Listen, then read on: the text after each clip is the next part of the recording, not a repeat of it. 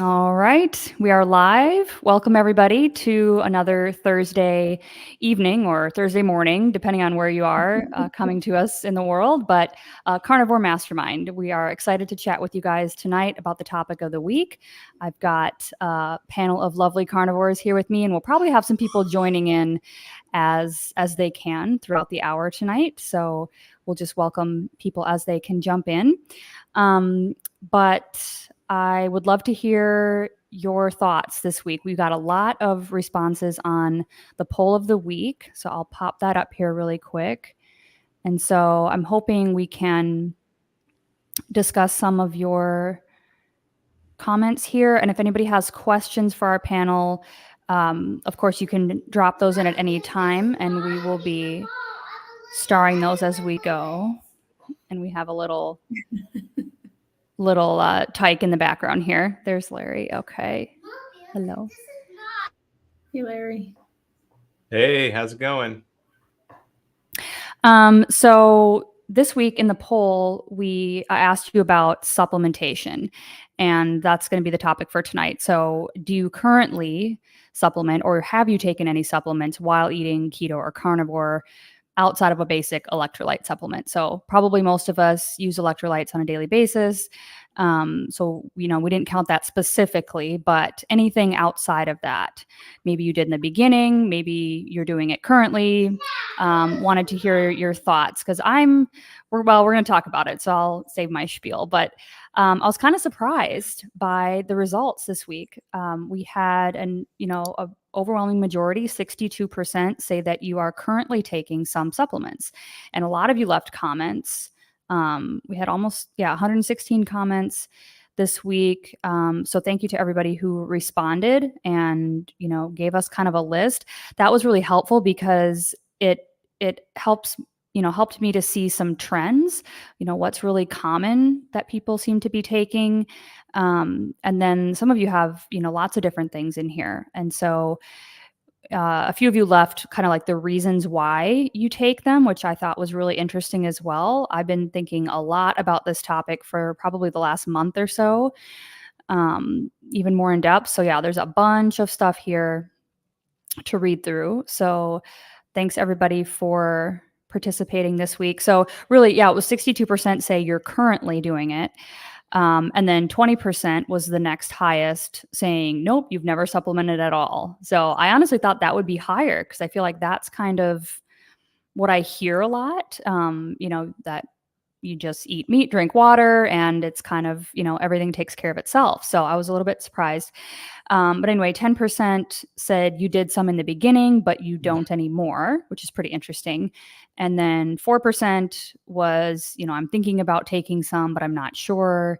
And then 4% said other, and you left a comment. So that was really fun to read through all your input this week. So thanks everybody.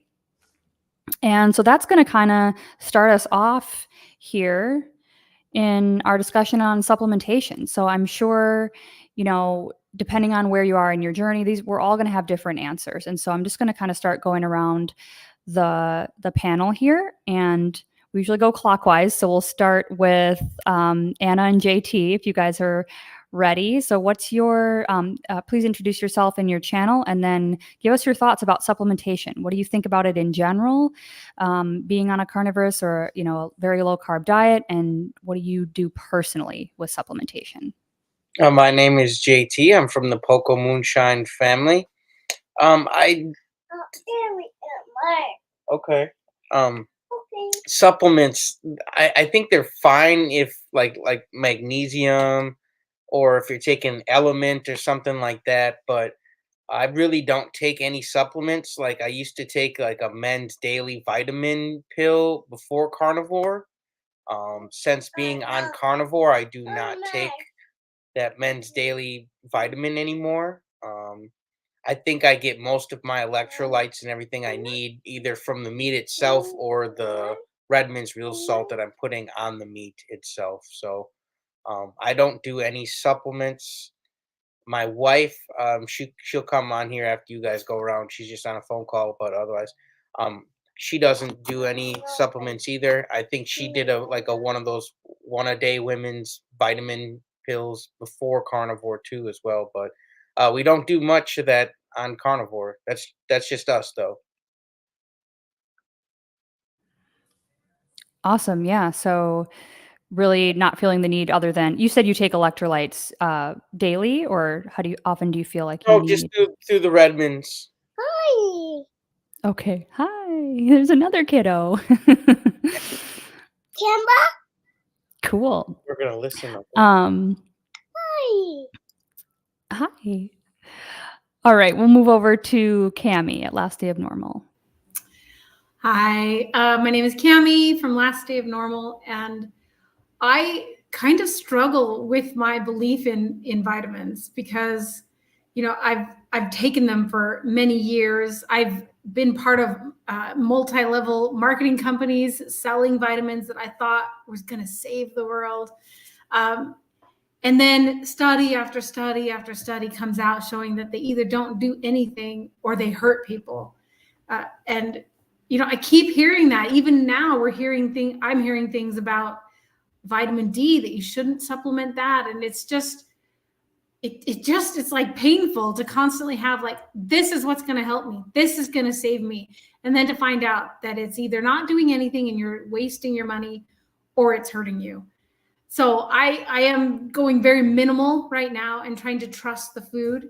So I just do the Lugol's for iodine for my Hashimoto's, selenium because you're supposed to do that with Lugol's, and then you chase that with salt, like a lot of salt. Not this much, that would be too much, but like a teaspoon a day in your water, and then like keto drops. But I am going to follow Nia's. I'm going to make my own. I have most of the ingredients, and then I will make my own electrolytes just because I hate spending money. I'm really cheap and I don't want to keep spending money without proof that it's doing anything, but I keep having hope that it will. But these are the few things that I take, especially after hearing so much about iodine and hoping that that's the thing that will save me. But mostly I'm trusting the meat. Like I'm putting my faith in the meat right now. That's my supplement story. Great. Yeah, I can identify with that a whole lot. And I feel like, well, I'll save my spiel because otherwise I go on. But I'm like ready to bounce right off of what you just said. But okay, let's go down to Christy next. Thanks. Hi, Cami. everyone. I'm Christy. Like she said, my channel is at Meeting Wellness. I'm a teacher from Southern California. And man, I thought my supplement list was minimal, but I guess not compared to these folks. I'll tell you what supplement I'm not taking. That's vitamin C, and I don't seem to have a problem with scurvy. So there's that. But so what I'm currently taking is based on the blood work that I had. It's been like 6 months now. So my vitamin D was like 1 point below the reference range. And even from what I've heard the doctors say, that reference range goes low. Like they don't want you even near the bottom. And mine was 1 point below. And so I've been taking some D3. We've had a rainy spring. I know, Southern California, it's been a rainy spring. But I'm looking forward to summer, and I'm hoping to get out, a lot more in the sun and make my own vitamin D. But I haven't had my bloods rechecked, so I don't know if it's helping, not helping. I don't know, and I'm not taking it with K2 yet because I didn't know about that when I first bought them. So when I'm like Cami, I don't want to spend money needlessly or what have you. So I'll add the K2 if needed, when that bottle runs out. I am also taking iodine. I am not a doctor nor an expert. Refer to Dr. David Brownstein or Dr. Elizabeth Bright. They have fantastic information. My thyroid numbers were a little wonky, and I have a couple thyroid symptoms like the ridges in the nails, which is like a symptom of hypothyroid. So I've been taking a couple drops of the Lugol's 2% iodine in I still do coffee, you guys. If you make me give my carnivore card back, okay. But in my coffee, I do the 2 drops of iodine there. And then because I don't like seafood, I just don't. I do sometimes take the freeze-dried liver. I don't like the seafood, the liver. that stuff. So I feel like, but for the iodine with the seafood, the liver, because I don't like liver, and I even tried like the pate and all this stuff. I can't do it. So I feel like, they say that the liver is like the multivitamin of the carnivore. And I don't know. Who knows? I don't know if it's helping. I don't take it every day, but I do have some. I do take it occasionally because I just can't put on my big girl pants and eat that liver. So so that's 3. I guess I take 3, which I think is more than Cammie and more than JT said. You have the record so far. So I do. Now I'm feeling like I need to shrink away in shame or something. we'll see. Yeah. Okay, we'll go to Larry next, and then we'll go up to Anna because I see that you're here now. So awesome. So am I the standout when I say that I eat Fred Flintstone's gummy multivitamins every day, and I eat and I eat Tang. I drink a glass of Tang. No, I don't do any of that stuff. I mean, listen. By the way, Christy, you can actually do egg yolks, runny egg yolks. That is a multivitamin of a carnivore right there, and I do a lot of those. I did 6 of those this morning. So There I you do go. eat a lot of eggs, and I did eat 6 eggs for breakfast, and all those yolks were nice and runny. So Yeah, absolutely. and then do like me and buy a Jeep and take the top off and drive around topless. You get plenty of sun. That's what I do in Texas. I get lots of sun. But so the only thing I take, and I do have vitamin C, scorpic acid, the powder, because I had an infection and I took it during my infection. And basically I just did like a mega dose and then high dosage while I had an infection. I had a staph infection. I can't tell you if it worked or not, but I know I've read a lot of studies about it, and that's on hand for if I get an infection, right? Or if I'm fighting something. But I don't take vitamin C ever other than that. Vitamin D I have, but I don't take, and I have K2, but I don't take it anymore. All these vitamins, I have a cabinet full of vitamins I don't take anymore. And my blood work's great. I just had it done. I'm getting ready for my physical next week, Monday. So I'm excited for my 1-year physical on carnivore. And when I started, I did take magnesium and just ate salt. Now I don't even take magnesium. I have no cramps ever. And I just eat meat and I salt it. I do have some iodine that I take occasionally when I think about it, which is probably every couple of weeks. I take a little bit, just not going to hurt. And that's about it. So I'm not really not a big vitamin person. I wish I could eat those Fred Flintstone multivitamin gummies because they look really good. But I don't think, and it's funny because people take those vitamins and they have sugar with them. And it's like it counteracts the vitamins. It's like you're doing nothing. Well, more than nothing. You're damaging your body and you're not getting any vitamin benefit. So never feed those to your kids. That's number one. And never eat them yourself. Those gummy, they trick the old people too. They see the old people vitamins that are all gummy now. It's like, seriously, you can't even take a freaking. I mean, back in my day, my grandma used to make us drink cod liver oil, and it was not tasty, but we didn't get any gummy anything or sugar anything. That's not the way it was. So I don't know. These nowadays they've changed a lot. So anyways, I just don't do a lot. Oh, now. Okay, so I'm going to talk about exercise though, because exercising, I did take protein powder for a month. I tried it out. I thought, well, I'm going to add some protein powder as whey. It was 100% grass-fed whey, so it was like the cleanest I could get, but it did have some stevia in it. And guys, I tell you, and I was mixing it with eggs. I do half a dozen eggs with protein powder and whip it up with ice and make a shake. But it had the sweetener actually started giving me cravings, so I had to cut it out. So be careful with any sweeteners, anything with sweeteners, because it will. It is like after about 2 weeks. Remember 6 p.m. one night, I was thinking, man, I want something sweet, and it's crazy because I haven't had this in months and months and months. So I cut that out and just went to straight eggs for my. That's a great protein shake. You don't need to add anything else to it. No flavor. So you can just do eggs and ice and salt, and it tastes fine. So anyway, that's my story. So I don't do protein powder anymore. I tried it. I thought, well, I'm doing a lot of lifting. But, whey is not the best protein anyway out there for you. Eggs are superior. Agreed. I have an egg story too to share, but we'll let Anna go first. Welcome. Thank you. Thanks for having me. I'm excited to be here. Yeah, for me, I don't really do any supplements. I did do a multivitamin for the first like half of carnivore. And I've really backed off of a lot of medications.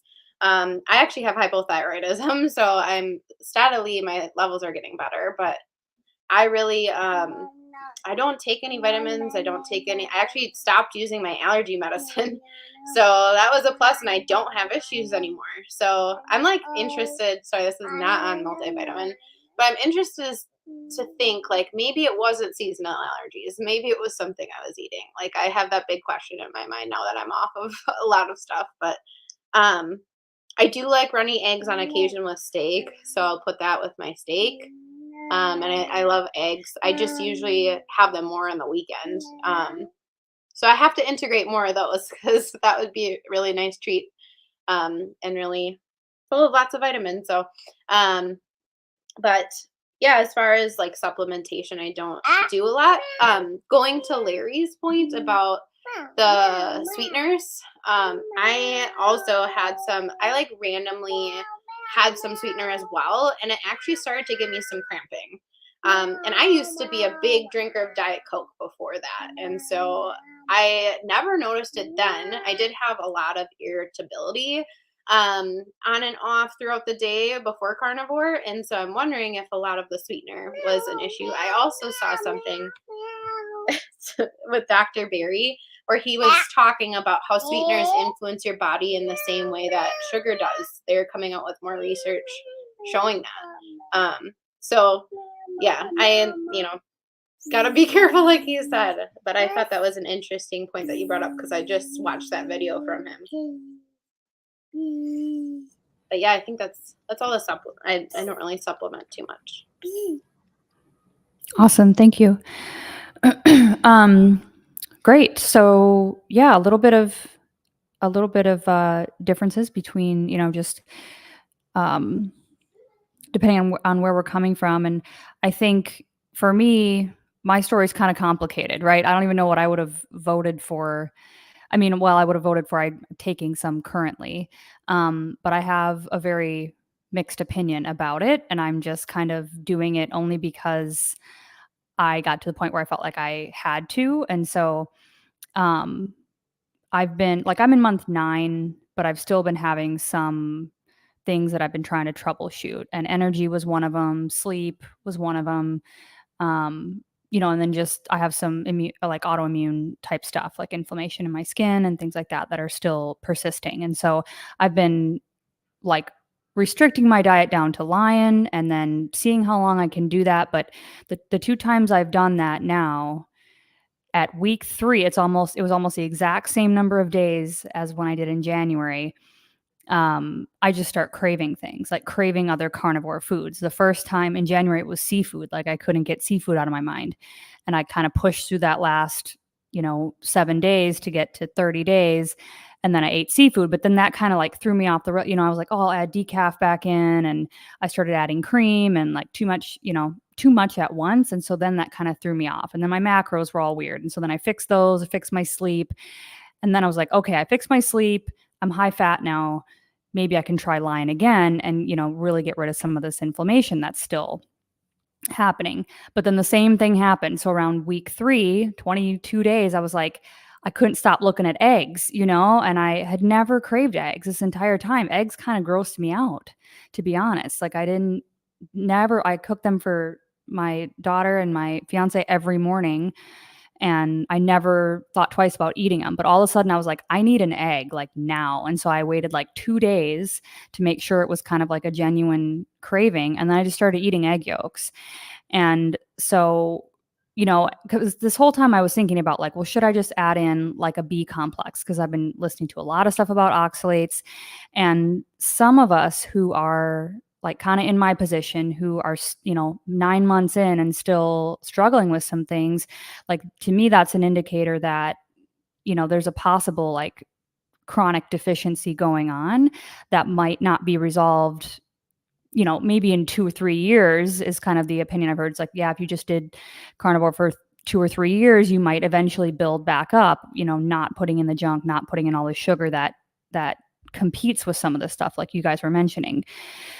but I thought, well, do I want to wait 2 to 3 years to feel good, or do I want to, maybe do a high dose B complex right now, or do some vitamin C, or do something like that, just to kind of, the argument I've heard is like, if you've been chronically deficient due to like leaky gut, autoimmune inflammation, perhaps like a chronic inflammatory response syndrome type of thing as a root cause, like maybe I've been chronically deficient in certain micronutrients or minerals for like decades, you know what I mean? Perhaps since childhood.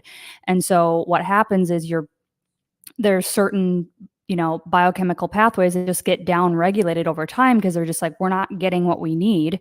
And, and this happens in the mitochondria too, where it's just like your mitochondria just start to, I don't know if shutdown's the right word, but it's like, it just becomes down regulated, for your energy production, because you're just not getting what you need in the right amounts. And so there's an argument for potentially like, taking a supplement, or in some cases like high dosing, or mega dosing a B complex or something like that, just to like wake up these systems that have been kind of dormant for so long. And some people see benefit from doing that, and they're usually like, the pretty sick ones, like, I don't know if I'm pretty sick, but I'm sick enough to feel like, I'm not kind of the average.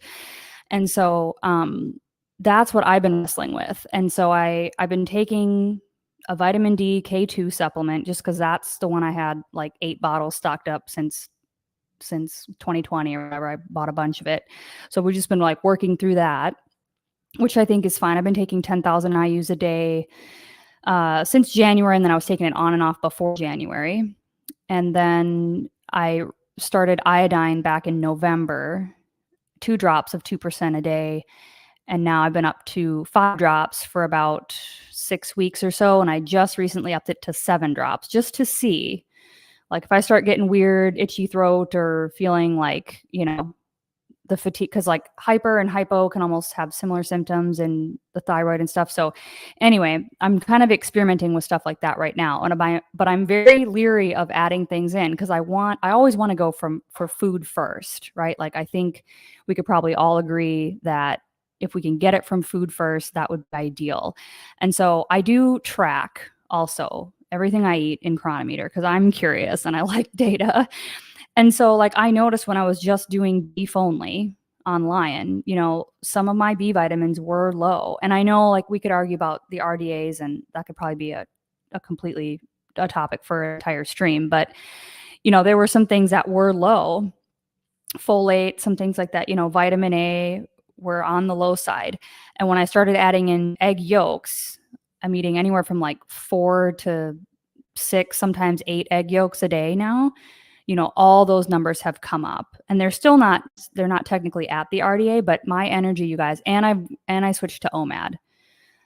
So, all these things play a role in how your body's absorbing stuff, how you're able to metabolize things. Like, so there's so many factors that play into this, but I like to track just because I kind of like to know what ballpark I'm playing in. And so I could probably go on for 30 more minutes, but that's kind of my spiel. So I think, and to kind of summarize it, it's like everything else, right? It's like, if you're feeling great just on carnivore foods, or the foods that are in your diet, and, maybe you've had some labs and they're fine, like, then you're probably fine, but I think there's a time and a place for supplementation if you're still struggling with some things.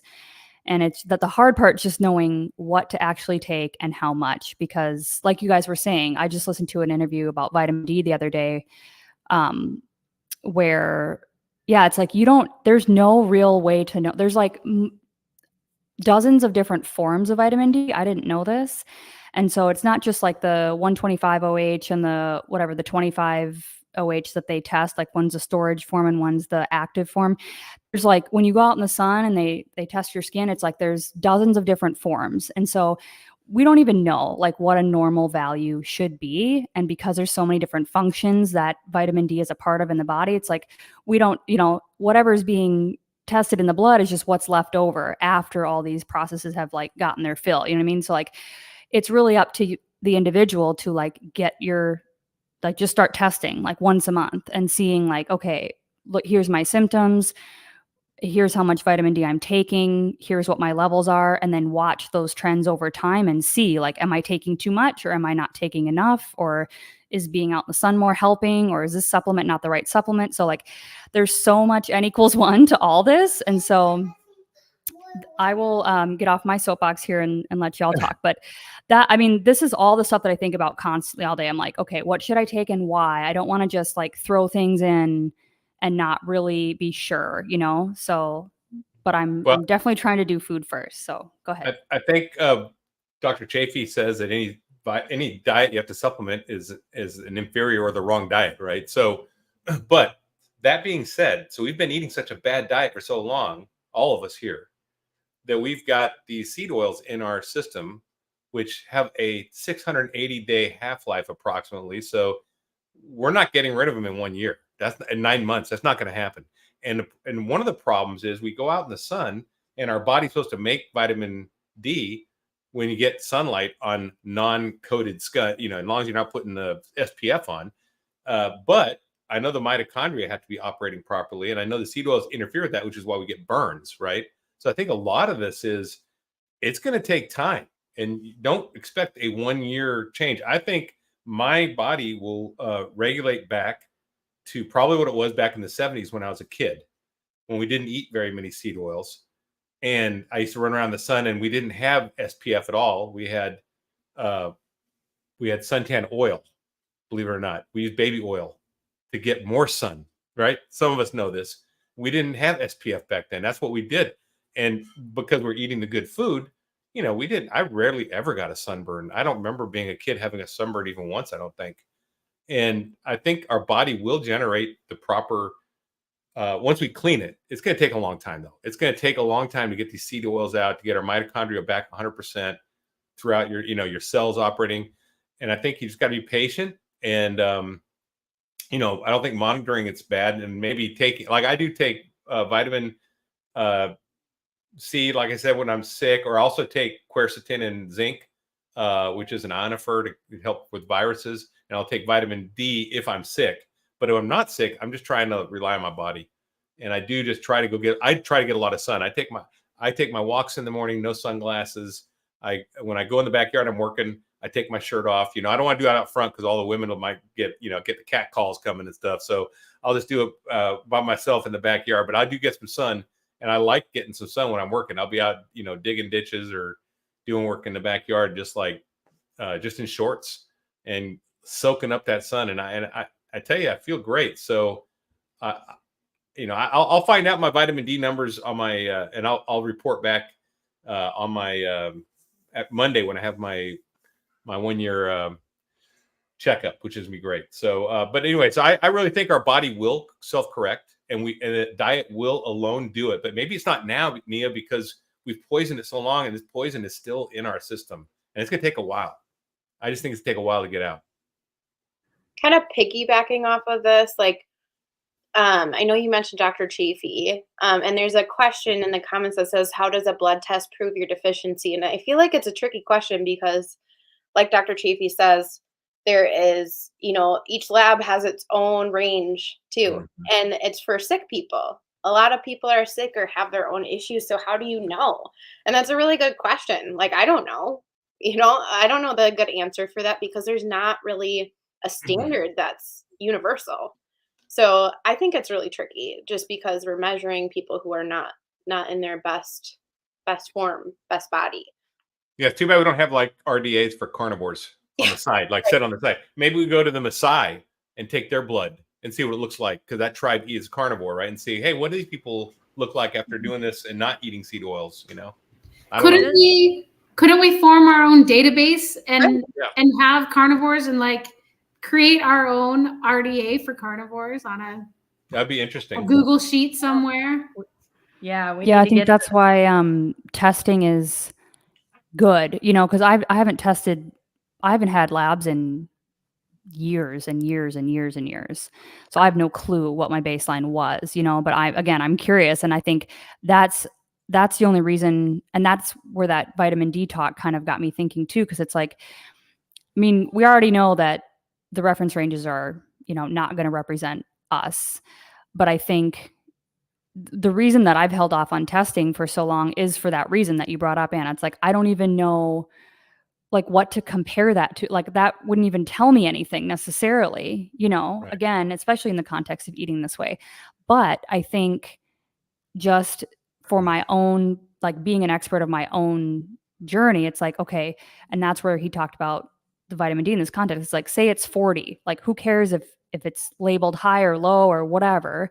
You journal your symptoms, you write down the number you got, and then you write what you're taking for the supplement. And then you wait 60 days, then you test again, and you're journaling how you're feeling and taking this amount, and then you see what your number does. It might go up or it might go down, and actually going down might be an indicator that you're using more vitamin D and that you're actually healthier, right? Where we think it should go up to show that we're healthier, or we have a good level, right? So it actually could go down and be a better scenario.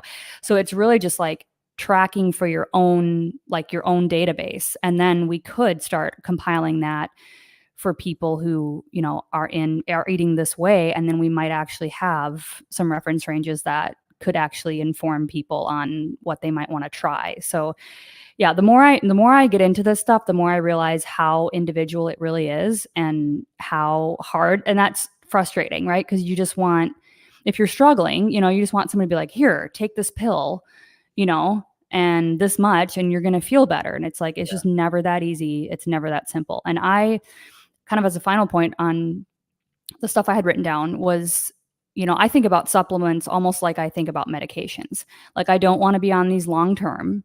I don't want to be relying on, taking vitamin D orally. I don't want to be relying on taking iodine if I can help it at all. I want to eat food and combine these other lifestyle factors, like Larry was mentioning, getting out in the morning sunlight. I feel so blessed to have a balcony now I can get like the east facing light. So I've been really trying to do that when I get up, and have that be the first light, like reset these circadian rhythms, try to get out to the park with my shoes off and get grounded more, just like deal with stress better.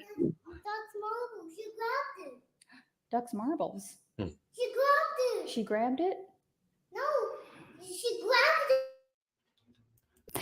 So anyway, that's kind of my position on it too, is like, I'm okay with doing a few things temporarily, just to kind of test and see, like, well, maybe this will help me just feel better in the meantime, until I'm 4 or 5 years down the road and I've fully detoxed from all this garbage, because if my skin looked better, I'd be happy. But it's also like, I think Dr. Berry says, take a dose of vitamin P every day. It's like, have patience, because it's like our bodies want to heal. They want to be in homeostasis. They want to let go of this stuff. And that's why I'm not big on like binders and stuff too. I kind of go back and forth on that, where they feel like, those can be helpful. Because again, it's like our bodies know how to detox. They know how to eliminate this stuff.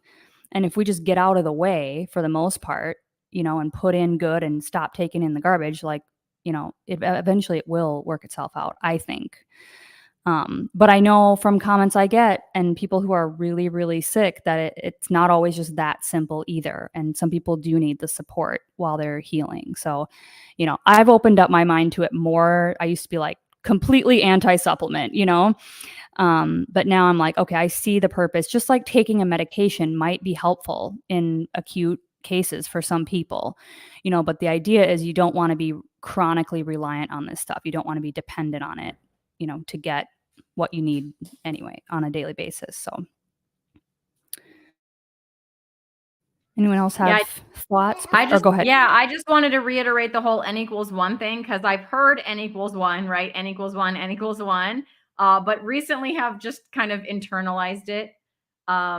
I'm just seeing that more and more. And so I totally agree with what you're saying in that sense, Nia. Like, the reason I'm taking the 3 things that I'm taking is because I had some data points to tell me that maybe I needed to do that, as well as, the way that I feel. I'm curious if any of you that are taking iodine have noticed a difference, because I've taken it. I have not missed a day since end of October of last year, early November.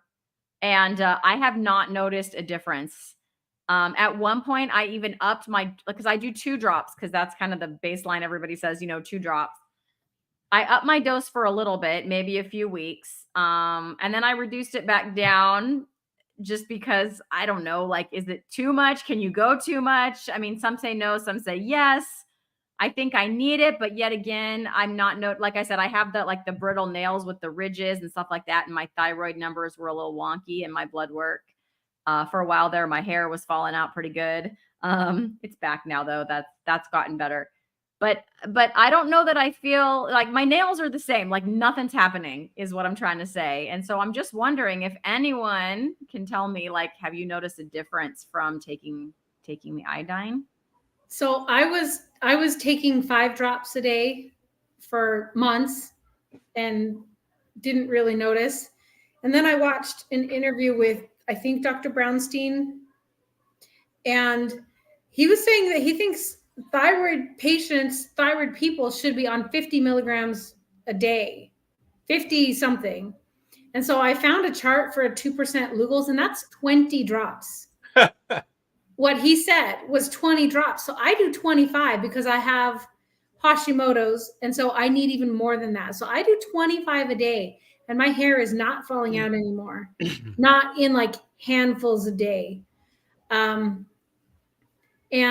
that's the big thing. Like, it just feels like everything else takes so much time. It's really hard to tell until months, but I am finally losing weight again.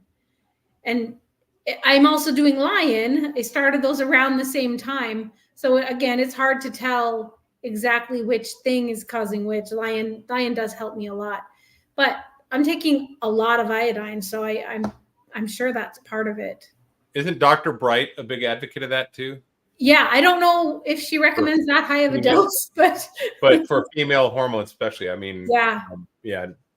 I mean, yeah. I've only taken a couple drops a day when I do it, and I didn't notice any difference. So I can definitely feel it. Like, you may hear me sniffing all the time. My nose runs constantly, and I think it's partly because of the iodine.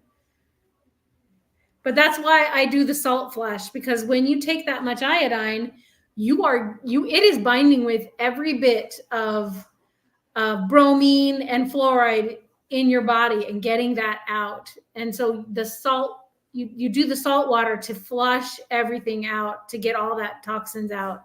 So I know people, like online, people are like, oh, I took 3 drops and I have a headache. And I'm like, dude, yeah, I don't know about that. 25 drops, but I'm doing this salt flush and I don't have any symptoms of that at all. Like, so you mentioned salt, so I'm going to mention salt. I've noticed a trend in carnivores stopping their intake of salt and just going meat, no salt. Has anyone else noticed that? And I've seen that, but I'm not going to try it because I didn't take my iodine one day, and I woke up and they didn't take my salt or iodine that day, and I woke up with a mega headache in the middle of the night. And I think it was because I didn't get the salt that my body was needing and was used to. Why would you cut salt out? I don't get it. I mean, I'm not sure why they're doing it, but I've seen several carnivores with channels talking about, I'm just going meat now, like no salt, salt-free. I'm not sure. I didn't, because I'm not going to go salt-free anytime soon that I know of. And so I didn't look into maybe why they were doing that, but I've seen a few now. If you look anthropologically at the natives, at the ancestral diet eaters, they drank the blood too, which has lots of salt in it. Lots of, so I mean, we don't do that. When we're getting meat, it is lacking that if I did a kill in the wild and ate it, it would have a lot more blood in it. And we would eat a piece of meat that has blood. Even if we cooked it, you'd get that salt. So I don't think that's a good idea, because we're eating meat that's not a natural kill, right? We're eating meat that's been processed literally by a butcher, where they drain the blood, they hang it, and then they butcher it.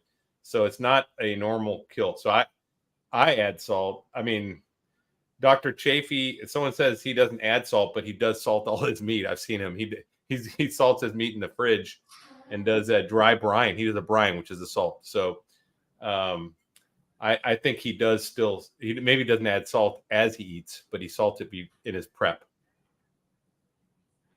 Yeah, I do so much salt. It's ridiculous. It's like, it takes a lot for me to be like, this is too salty. I did it the other day though. I was like, wow, I finally salted myself out of eating this. So Um, funny you said that because I had that experience the other day too. yeah, I was like, wow, I put a lot of salt on this. I know. I put salt and then I add salt again. Like, listen, I put salt on my Yeah, meat. when it's cooking, cook it, and then I like put right. more on. And then I bring it to the table. I start eating. It's like, I need more salt. That's not enough. And I Yeah. You Same, know, the same same. way. Well, there again, it might.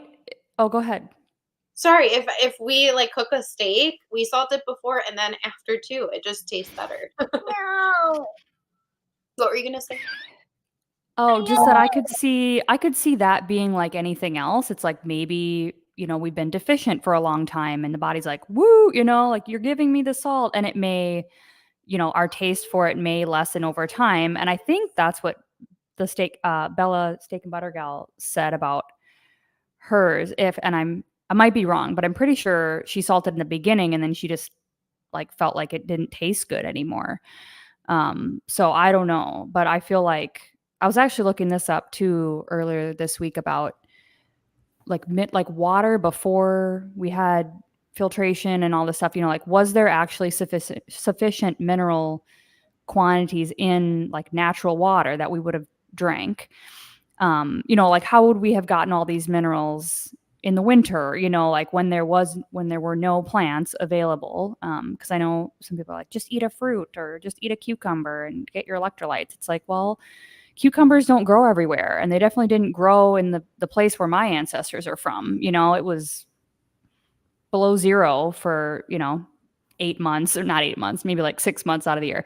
So like how did people actually get it? And it's kind of hard to actually find, but eggs, fish, and blood. But right. So it's like, that's what I've been noticing too with tracking. It's like, since I added egg yolks in, all of my trace minerals have gone up. Like, and I already knew that egg was like nature's vitamin or whatever, but it's interesting to see it actually in real time, like go up. So I'm thinking about adding liver next, because I do like the dehydrated liver chips. And it's like, again, I love the idea of traditional cooking, and kind of getting back into some of these more ancestrally, like passed down recipes and stuff. And I know that on one side, my grandma, they always made liver and onions, like that was something that was made like once a week, and so I know it's part of my cultural, my heritage, again, to probably have that in my diet. And so I want to find a way to make it that I actually enjoy. And dehydrated is, I bought like the chips and I do like those. So anyway, we do have some questions that I want to get to here. So the first one, Damon was in here right before we started, and he says, tryptophan supplements, ? I'm guessing that means, does anyone take tryptophan? I've heard a little bit of buzz about tryptophan deficiency, but I'm not sure that I know anything about it, other than I'm getting, according to my data, 350% of the RDA just by eating beef and egg yolks. So yeah, I don't take any. I don't either. I don't even really know what that is, to be honest. Well, it's in like turkey. I know it makes you. it's an amino acid, but Okay. Yeah. But yeah, I think I'm not sure. The only other context I've heard that come up in is in sleep, when I was talking about fixing my sleep a while back, and it was like, if you're deficient in tryptophan, then that has something to do with like the melatonin pathway or something like that, which could affect sleep. I'd never heard anything about it before, but no, I seem to be getting plenty from just my diet. Corbin Hudson says, how much butter should I eat? I love butter, and I add it to my food whenever, especially if I have something that's a little less fatty. So a lot of times if I'm cooking eggs, like today I had my 6 eggs and I definitely cooked those in butter. And then when I put the eggs, I put them in a bowl because the yolks were so runny. When I put those in there, I poured the whatever butter was in the pan. Like I made sure to get all that goodness and had it.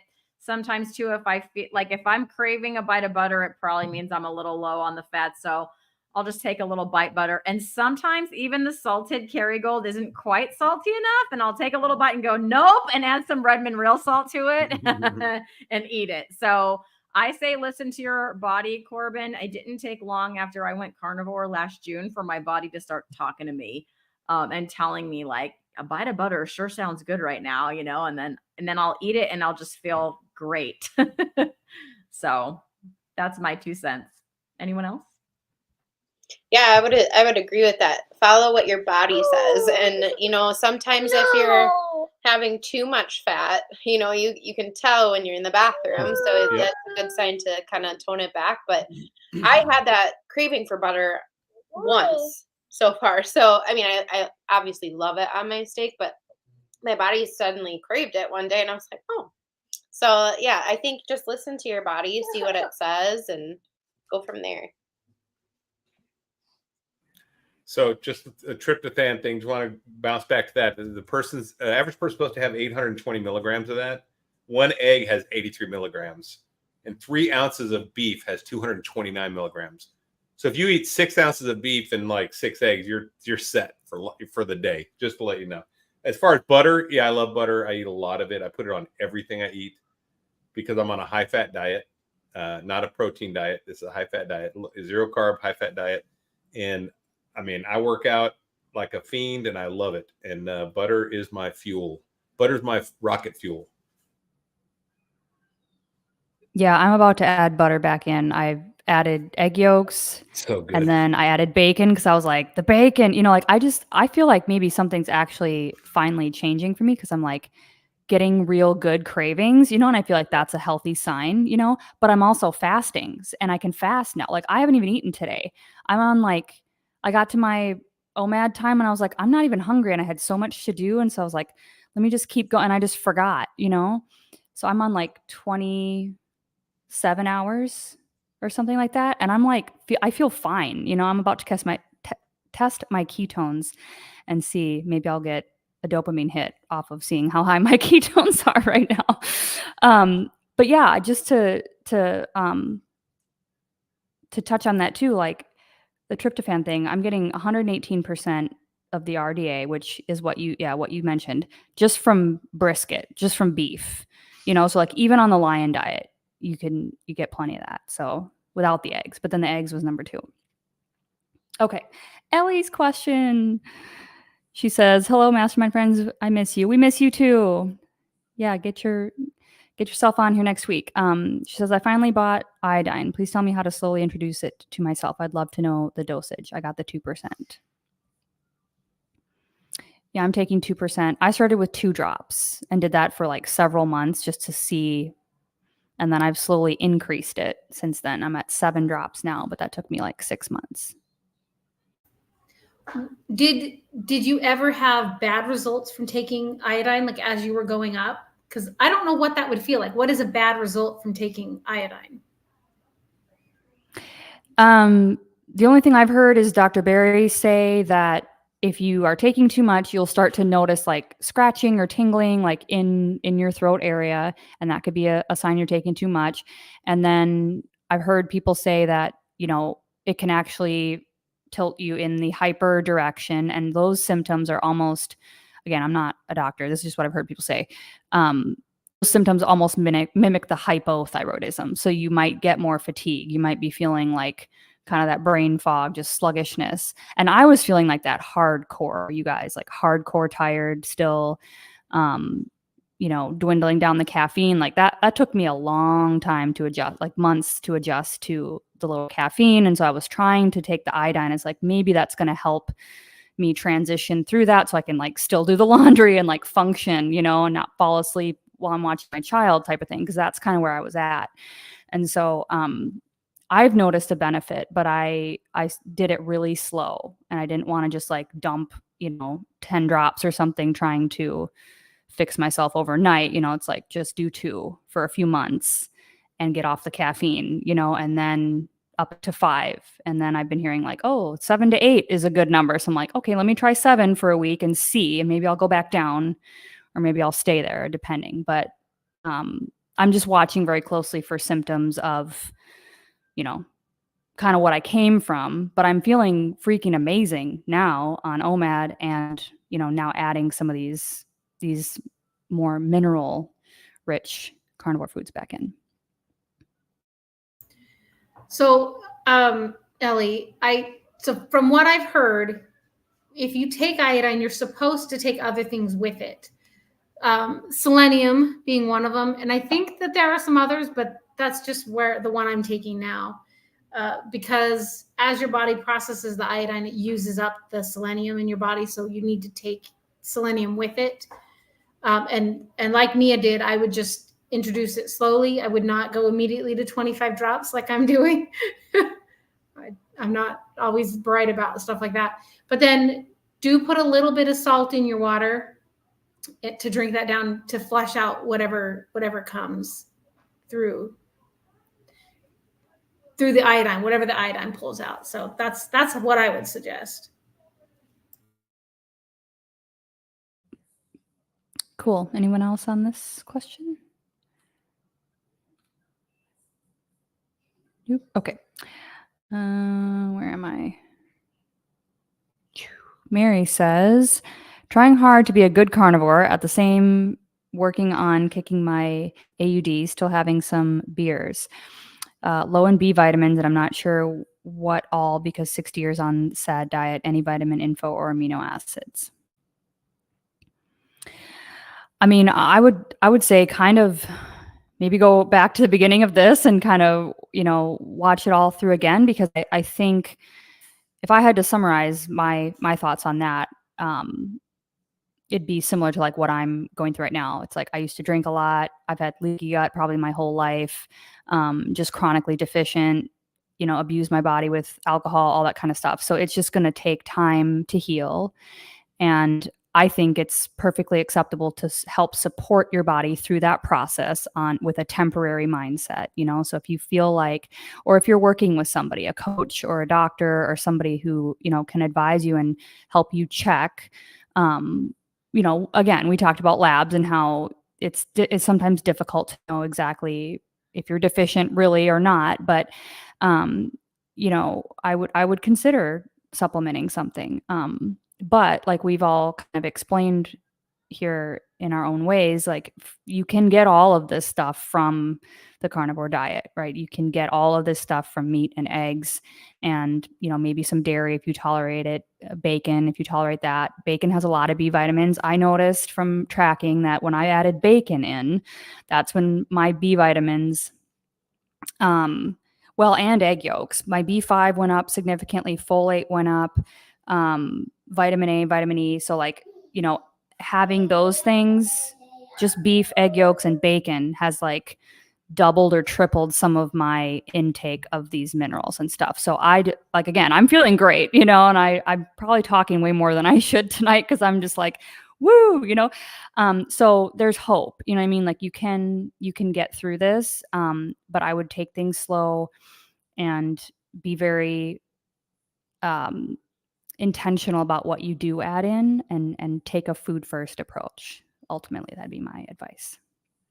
Yeah, I agree. And if you're going to add anything in, kind of do it one thing at a time. Because if you add more than one thing, then you added a bunch of stuff and you don't even know if anything helped you, what that thing was.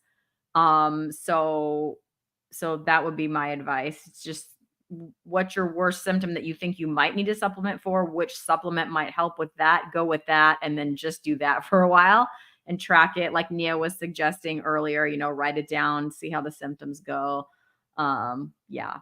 But if you add more than one thing, you won't really know what's helping you and what is or isn't doing something.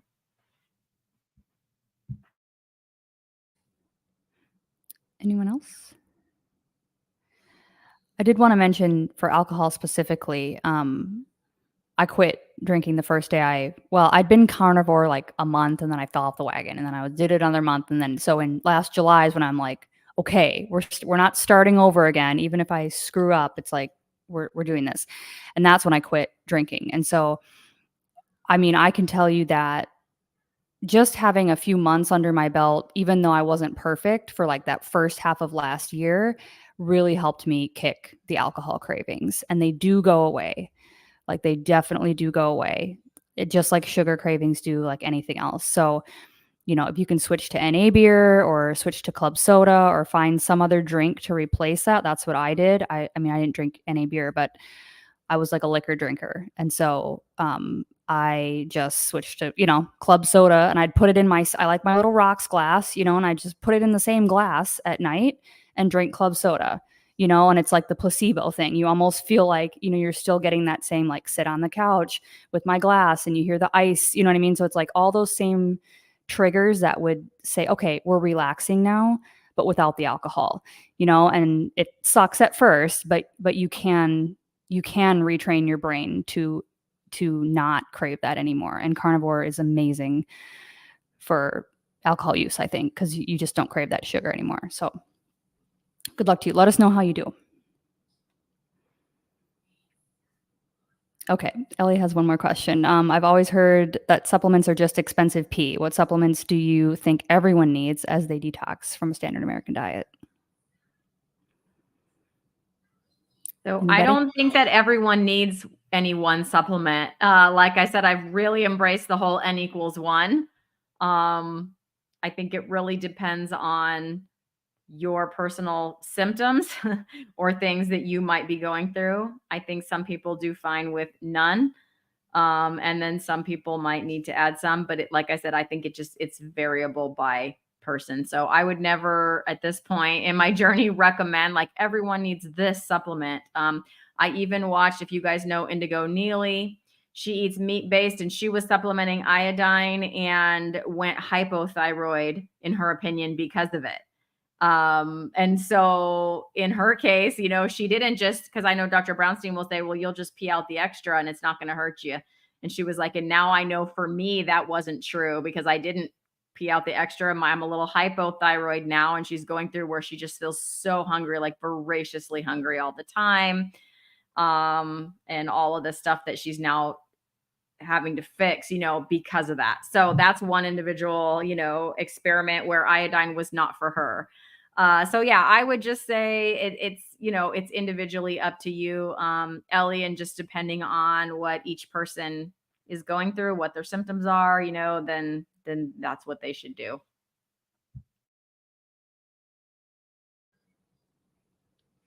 Agreed. And I think, yeah, again, it's unless you're able to test your urine and see, like, am I just urinating all this out? Or, again, like if you can go by your feeling, how you're feeling and stuff, but sometimes it's still hard to know, like, kind of like Cam, I think you're asking or someone was asking about the iodine, like, or Christy, have you noticed any benefits? And like, I think so too. I'm like, well, I feel better, but I don't know for sure if it's the iodine or if it's, that I'm fasting, or if it's like I'm just finally getting the nutrition and it's absorbing, or like, I don't know, it could be anything. So it's really hard to know sometimes if things are working. And the placebo effect is like what, 20 to 30% regardless. So we don't know. But okay, I think we had one more question here, and then I know we're pretty much out of time. Is Lugol's, Lori says, is Lugol's iodine better than nascent iodine or ionic iodine? Sorry. Anyone know? I don't.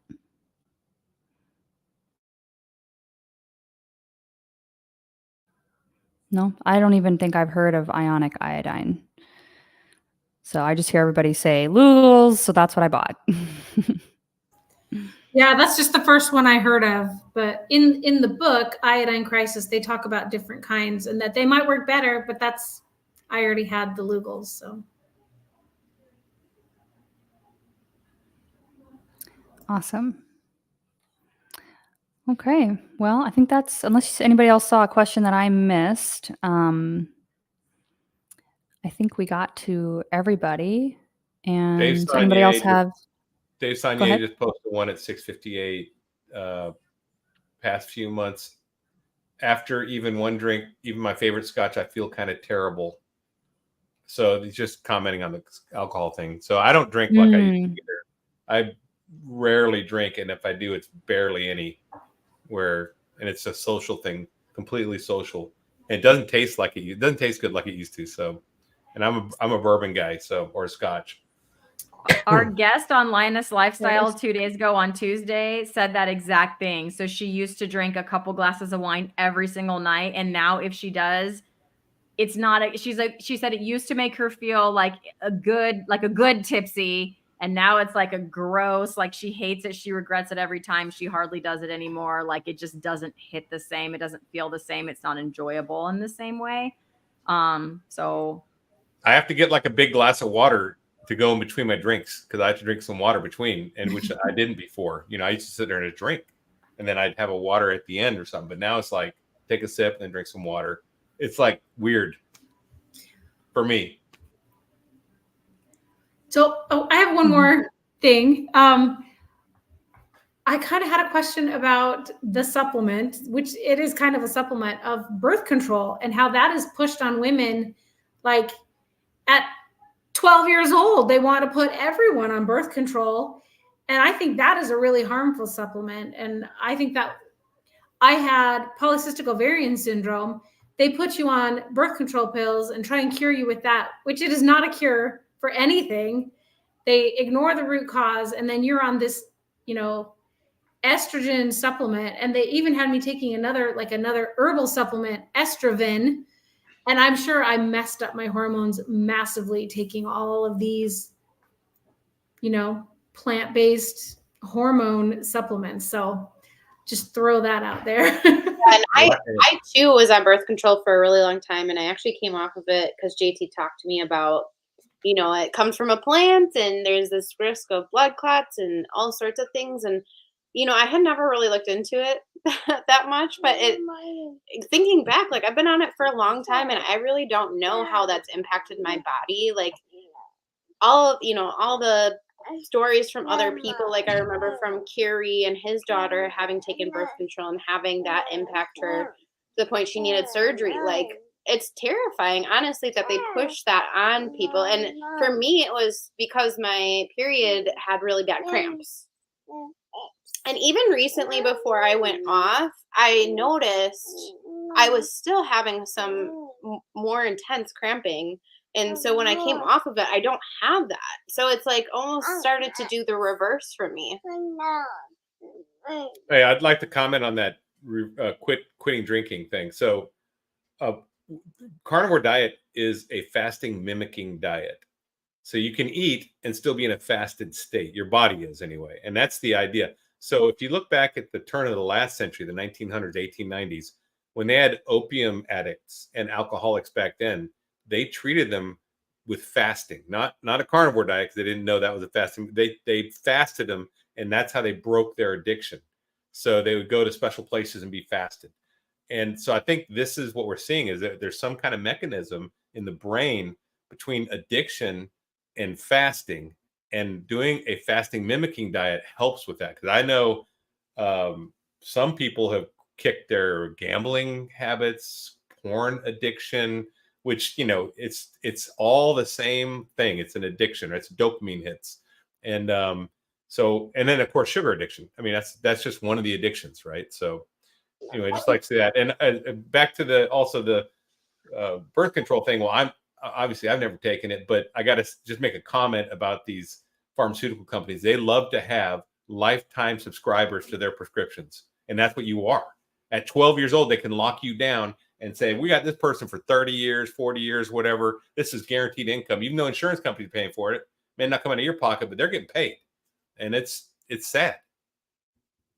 Larry, to your first point about just, fasting and things, I actually recently went down to 1 meal a day, and I noticed that my cravings have considerably dropped. Even just going from 2 meals to 1 meal. I don't know why, but it just something clicked in my body, and I'm actually craving more meat and other things, and I'm not craving other things. And granted, since starting carnivore, my cravings have gone down quite a bit, but I still have occasional cravings. And so it's interesting that the 1 meal a day has helped. After you said that, I was like, wow. Well, it's amazing that alcoholism and out of control hormones have the same cure. How is that? Eating less frequently and good food. It helps with everything. It doesn't make any conditions worse. Listen, I highly recommend the book. I highly recommend the book Brain Energy by Chris Palmer. That explains why. all these things are connected. It's mitochondrial health, right? And it's I mean, it's a lot about mental health is what is the context is in, but it's, you know, addictions fall into that for many people, right? Because there's so many, like if you're diagnosed with one mental illness, you're so much more likely to have an addiction problem and or vice versa, right? So there's these bidirectional pathways that exist between all of these different things in the mental health space and addiction, and it, you know, it all boils down to mitochondrial health in his theory, right? And how we are processing energy, and so like that's yeah, that's why I'm on here, you know, like that's why I'm sharing, because I want people to heal and I want people to get this message. It's like you know, you have nothing to lose by trying this. You have nothing to lose, and literally, like, I'm covered in goosebumps. Your entire life to gain. Like, you can literally become someone else, and you can shed these addictions, and you can, you know, stop thinking about food. Like, I just forgot today. That's the first time that's happened to me in probably 4 years since I was pregnant, where I just like went through a day and I was like, I don't even feel like I need to eat. You know, I'm probably gonna eat after this because, you know, I don't want to like intentionally push too far yet. I'm trying to do it slow, right? But like I already feel different, you know, and it's like this is how we are supposed to be. This is how I'm supposed to feel. You guys, I'm supposed to feel happy but not in like a manic way. You know, like I used to almost be like manic anxiety happy, you know, and like that's not right, or super apathetic and, you know, just kind of depressed. And it's like there was no control over that, you know, and I don't know if that was technically like bipolar. I don't think that was the case, but it's like you can tell, you know, when you start feeling good, it's like this is how I'm supposed to feel. And this is how you can do it, you know, this is how you can access that. And so, yeah, I think I appreciate all of you because I think we're all super passionate about it, you know, and like spreading this message is going to change the world. You know, it's going to change people's lives. And the more of us change and become who we are, the better this planet is going to be, you know, and we can get through all this craziness and, you know, come together and, you know, work together again. And so all kinds of stuff. So I could probably go on, but does anybody have any final thoughts before we wrap up for tonight? I just like to say that when I started Carnivore, I didn't want to quit alcohol. I had no interest. So if you're brand new and you're like, well, I don't want to quit alcohol. Well, don't worry. That's not even one of my goals. I liked drinking every night, and I did my first month of Carnivore. I continued to drink. It's just something that fell away, and it doesn't have to be your goal. You don't have to be afraid of it. You know, if you love alcohol, stick to it. Whatever, that's fine. Whatever your vices are, but I'm just telling you, your mind changes, everything changes, your identity changes, and it'll probably drop away. But don't feel bad. Don't go into it thinking, oh, I don't want to do carnivore because I don't want to quit drinking. Right? That's not a good excuse. Right. I didn't even set out to quit drinking. I just said I'm going to go from July to New Year's, and then I'm going to allow like champagne on New Year's or whatever. But when I got there, I didn't even want the champagne, you know, and I couldn't believe it. Like I couldn't believe it. I was like, yeah, I could take it or leave it, you know, and I was just home alone and I had no reason to drink at all. And so I just didn't, you know, and it was like, that's never happened before, you know, and it's just been easier and easier to like be out and like not drink. Like I've told everybody I've had a glass of wine on Valentine's Day or like a half a glass or something, but like I didn't go and have a binge after that. You know what I mean? So it's like, it's a different way of looking at it. I've been doing hypnosis. I've been doing like, you know, learning how to relax in ways that are not dependent on, you know, alcohol essentially. And so, sorry, we're running. I just feel like I'm blabbering on you guys today, but anybody have book recommendations? Then we're going to sign off for tonight. Oh, I just second that Brain Energy one. That's a great book. I really enjoyed that one, and it does talk. It's pretty scientific and advanced and everything, but it does kind of explain what mitochondria, how it affects your brain, and you know, being on seed oils, not only carbohydrates, but being on seed oils, you have damaged mitochondria. So I think this is part of clearing out too. That I think we have a long road ahead of us when we quit seed oils to get back to normal, and I'm looking forward to getting there. I would just say anything by Dr. Brownstein in regards to iodine in particular. And just, but my library doesn't carry any of his books. Also, my library does not have any carnivore, no Dr. Berry, no Sean Baker, no carnivore books. My library has an agenda. Okay, Cami. Well, now I'm going to have to check my library because I Censorship. know my library you can also borrow from like the whole county. I'm going to go look. You can't even from other places in your whole It's county. for the whole, like Columbus. Like we have a massive Wow. library system, and they don't even have those titles in there at all. I'm going to go I feel look. like, I Go feel look like it's after just this. another way like that society hasn't, caught up with all of the research, all of the experiences that we have, like, and it's just, and maybe that's purposeful. You don't know, but there's definitely room to grow with that, get more books out there. It's unfortunate that they don't have it though. They have a lot of vegan books though. Oh, of course. Lots of those. Of course.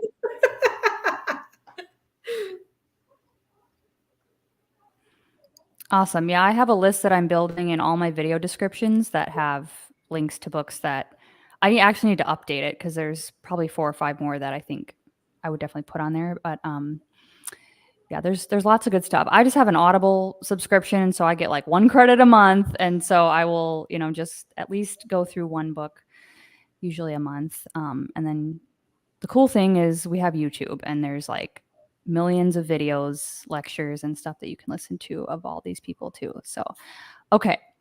Well, thanks everybody. I appreciate everybody in the chat tonight, everybody who's out here watching the replay in the future time, and of course to all my amazing panelists here for your contributions. And so please, everybody, go subscribe to all of our panelists if you haven't already, and we will be dropping a new poll for next week's Carnivore Mastermind here in a few days.